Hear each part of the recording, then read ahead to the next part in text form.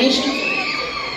As the director of CSB IAS Academy, she has been instrumental in shaping the careers of numerous civil service aspirants, guiding them with her vast knowledge and expertise.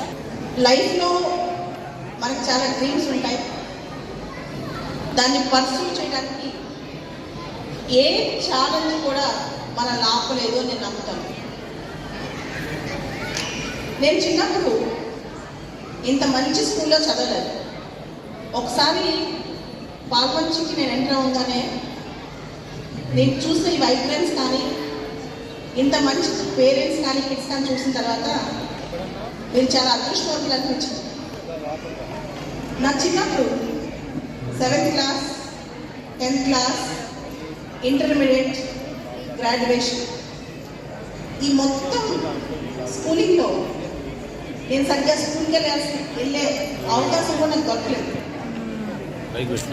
నేను BA చదివేటప్పుడు నాకు ఒకసారి నా లైఫ్లో నేను ఏంటో prove చేసుకోవాలనిపించింది. దానికి కారణం ఒక మనిషి ఒక ఛాలెంజ్తో, ఒక డిజబిలిటీతో ఒక మనిషి పుట్టినప్పుడు మన సమాజం ఎలా జడ్జ్ చేస్తుంది, ఆ మనిషిని ఎలా చూస్తుంది మీ అందరికీ తెలుసు. దాంతో నన్ను నేను ప్రూవ్ చేసుకోవాలనుకున్నాను. మా అమ్మ మా నాన్నకి ఒక ఐఏఎస్ కోచింగ్ సెంటర్ దగ్గరికి వెళ్ళాను.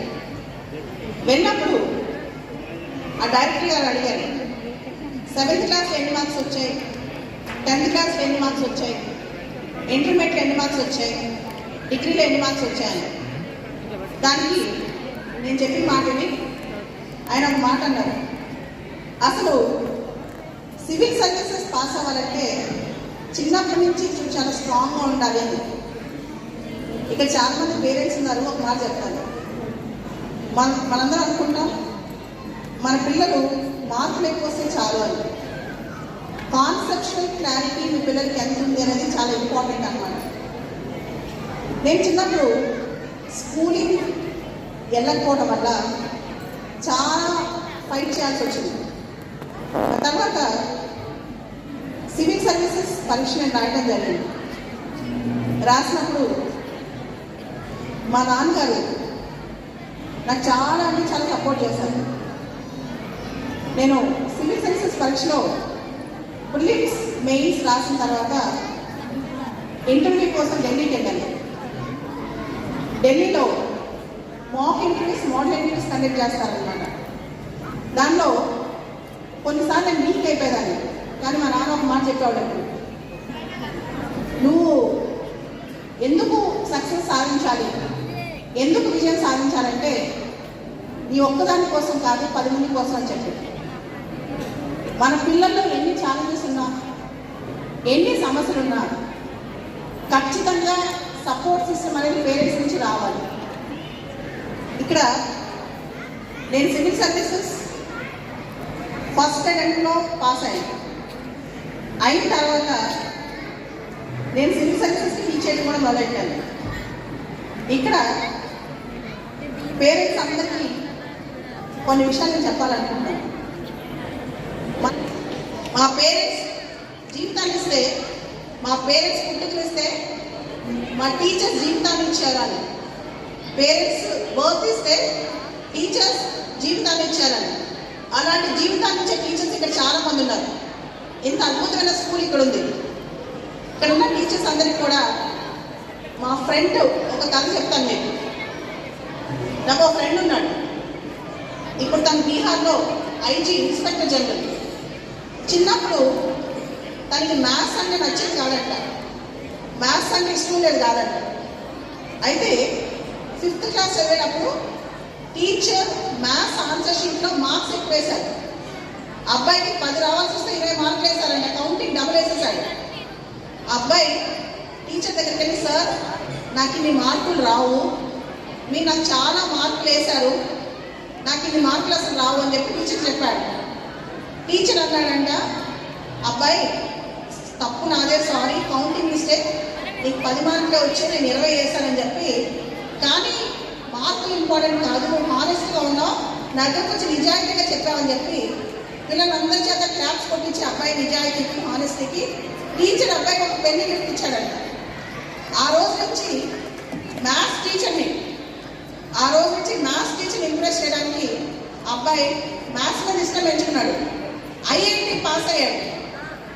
ఆ తర్వాత సివిల్స్ కూడా మ్యాథ్స్ ఆప్షన్తో ముందుకెళ్ళాడు. ఇట్లా అబ్బాయి మ్యాథ్స్ టీచర్ మీద ఇష్టంతో మ్యాథ్స్ బాగా నేర్చుకుని ఇప్పుడు సివిల్స్ పాస్ అయ్యి ఐపీఎస్ అయ్యి బీహార్లో one of the top officers అనమాట. ఒక టీచర్ కనుక అనుకుంటే ఒక స్టూడెంట్ లైఫ్ ఎంత దూరమైనా తీసుకెళ్ళొచ్చు, ఎంత దూరమైనా ఇన్స్పైర్ చేయొచ్చు. ఆ శక్తి టీచర్స్కి ఉంటుంది అనమాట. So all the teachers give a big clap. అందరికీ ఇచ్చుకోవడం, అందరు టీచర్స్, ఇంతమంది ఇన్స్పైర్ టీచర్స్ అందరికీ కూడా మీకు ఒక కథ చెప్తాను. మీకు ఒక రియల్ టైం స్టోరీ చెప్తాను. అందరికి తెలిసి ఇక్కడ పవన్ కళ్యాణ్ హీరో, ఇప్పుడు ఏపీలోనే డిప్యూటీ సీఎం, ఒక ఐఏఎస్ ఆఫీసర్ని కేరళ నుంచి ప్రత్యేకంగా పిలిపించుకున్నాడు. తన పేరు కృష్ణతేజ అనమాట. కృష్ణతేజ కరెక్ట్గా 12 ఏళ్ల క్రితం దగ్గరకు వచ్చాడు. వచ్చి నేను ఐఏఎస్ అవుదాం అనుకుంటున్నాను, నేను ఖచ్చితంగా ఐఏఎస్ అవ్వాలి అన్నాడు. నేనన్నా నీ ఒక్కడికే ట్రైనింగ్ ఇచ్చే టైం నాకు లేదు, అందరికీ కలిపి ట్రైనింగ్ ఇస్తాను కావాలంటే. మ్యామ్ మీ టైం నాకు కావాలి అని అడిగాడు. దాంతో 1 వీక్ నా వెనకాల పడ్డాడు, నాకు మీ టైం కావాలని చెప్పి. చివరికి ఒక మాట చెప్పేదాన్ని, రోజు మార్నింగ్ 4:30కి వచ్చి ఎగ్జామ్ రాయి, 4:30కి వచ్చి ఎగ్జామ్ ఒక్కరోజు మిస్ అయినా సరే నేను ఇంకా హెల్ప్ చేయనని చెప్పాను. చలైనా వర్షమైనా ఎవ్రీడే మార్నింగ్ రోజు పొద్దున్నే 4:30కి వచ్చేవారు. అలా సంవత్సరం మొత్తం 365 డేస్ 365 ఎగ్జామ్స్ రాశాడు. రాసిన తర్వాత నెక్స్ట్ ఇయర్ రిజల్ట్స్ వచ్చాయి.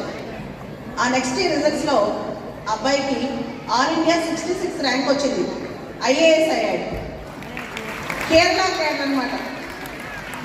కేరళ క్యాడర్ వచ్చింది, కేరళ వెళ్ళిపోయాడు. ఒకరోజు 2017-18 టైంలో టీవీలో ఒక అబ్బాయి గురించి ఒక స్టోరీ చూపిస్తున్నారు. కేరళలో ఫ్లడ్స్ వచ్చాయి, ఫ్లడ్స్లో లక్షల మంది మునిగిపోయారు, కొన్ని లక్షల మందిని కాపాడాడు అని చెప్పి చూపిస్తూ ఉన్నారు న్యూస్. దానిలో ఈ కృష్ణతేజ నీళ్ళలో దిగి వరదలో దిగి అందరినీ కాపాడుతూ ఉన్నాడు బోట్లో. వెంటనే నేను ఫోన్ చేశాను, I'm really proud of you Teja అని. ఒక మాట అన్నాడు తెలుసా, ఐఎమ్ యువర్ స్టూడెంట్ మ్యామ్ అని. మీ అందరికీ ఒక మాట చెప్తాను, ఇంత మంచి ఇన్స్టిట్యూషన్, శ్రీ విద్యా ఇన్స్టిట్యూషన్స్, ఇంత మంచి ఇన్స్టిట్యూషన్ ఇక్కడ ఇలాంటి రూరల్ ప్లేసెస్లో ఉండటం నిజంగా మీ అదృష్టం. ఇక్కడ నన్ను హైదరాబాద్ నుంచి పిలవాల్సిన అవసరం లేదు.